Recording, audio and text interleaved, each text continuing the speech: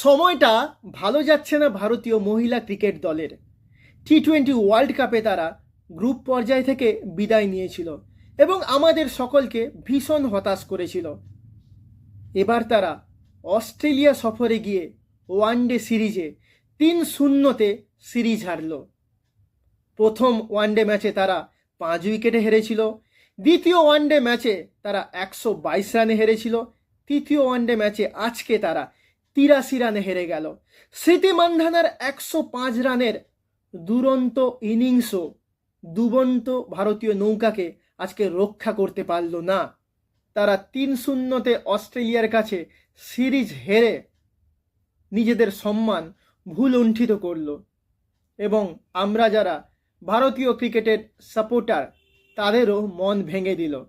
এই ভারতীয় মহিলা দলটায় তারকা ক্রিকেটারের কিন্তু অভাব নেই। রয়েছেন স্মৃতি মান্ধানা, রয়েছেন জেমিমা রড্রিগেজ, হরমনপ্রীত কাউর, রিচা ঘোষ, রয়েছেন রেণুকা সিং, অরুন্ধতী রেড্ডি। তাও এই ভারতীয় দলটি অস্ট্রেলিয়ায় গিয়ে নামের প্রতি সুবিচার করতে পারল না। আজকে পার্থে টসে জিতে ফিল্ডিং করার সিদ্ধান্ত নেন ভারতীয় অধিনায়ক হরমনপ্রীত কাউর। প্রথম দুটো ওডিআই ম্যাচে অস্ট্রেলিয়ার কাছে নাস্তানাবুদ হওয়ার পর আজকে আশা করছিলাম ভারতীয় মহিলা ক্রিকেট দল কিছুটা ফাইট দেবে এবং সিরিজ অন্তত 2-1 সমাপ্ত হবে, কিন্তু তা হলো না। অস্ট্রেলিয়া প্রথমে ব্যাট করে 50 ওভারে 298 রান তোলে, তারা 6টি উইকেট হারায়। ভারতীয় বোলারদের মধ্যে আজকে দুরন্ত বোলিং করেছেন অরুন্ধতী রেড্ডি। তিনি 10 ওভার বল করেছেন, 2টো মেডেন নিয়েছেন, 26 রান খরচ করে নিয়েছেন 4টি উইকেট। Economy rate 2.60। সত্যি দুরন্ত বোলিং। এছাড়া দীপ্তি শর্মা নিয়েছেন 1টি উইকেট। দীপ্তি শর্মা 9 ওভার বল করেছেন, 77 রান খরচ করেছেন, বিনিময়ে 1টা উইকেট নিয়েছেন। বাকি আর অন্য কোনো বোলার কিন্তু আজকে উইকেট পাননি। সত্যি যেখানে অস্ট্রেলিয়া দল 298 রান করেছে, সেখানে অরুন্ধতী রেড্ডির এই বোলিং পারফরমেন্স সত্যি প্রশংসার দাবি রাখে।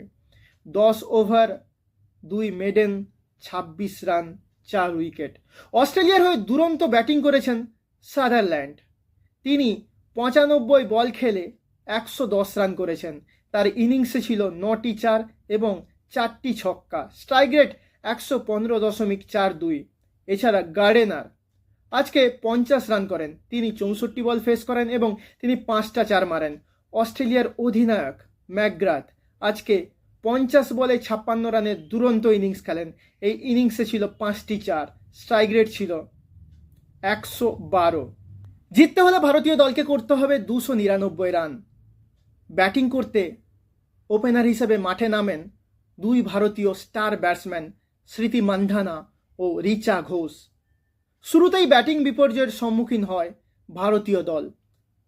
ভারতীয় দলের উইকেট রক্ষক স্টার ব্যাটসম্যান রিচা ঘোষ মাত্র 2 রান করে দলীয় রান যখন 16, তখন সাজঘরে ফিরে যান।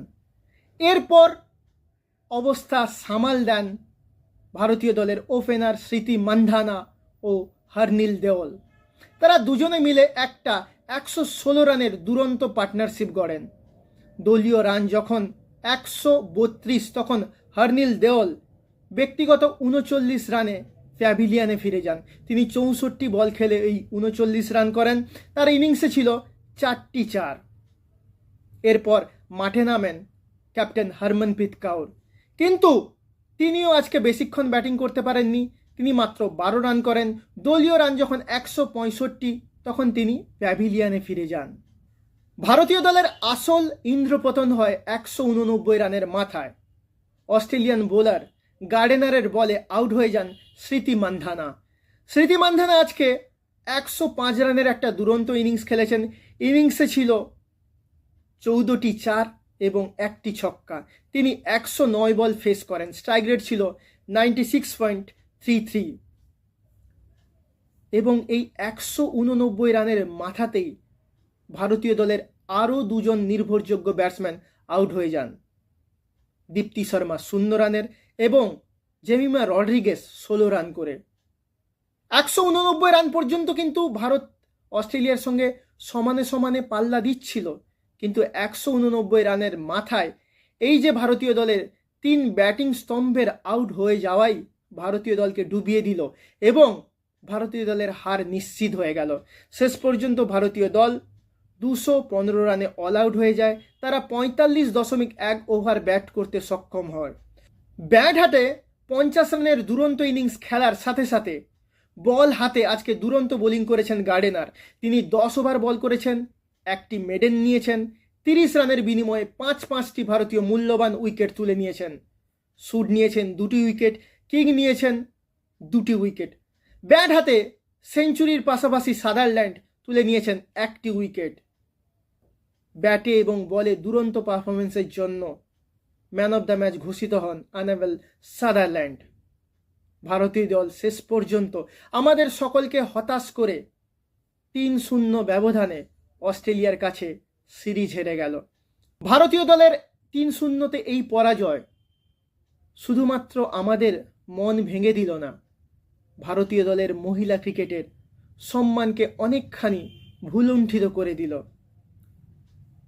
আমাদের আজকের এই ভিডিও যদি আপনাদের ভালো লেগে থাকে তাহলে কাইন্ডলি আমাদের এই চ্যানেলকে সাবস্ক্রাইব করবেন এবং আমাদের পাশে থাকবেন। সকলে ভীষণ ভালো থাকবেন।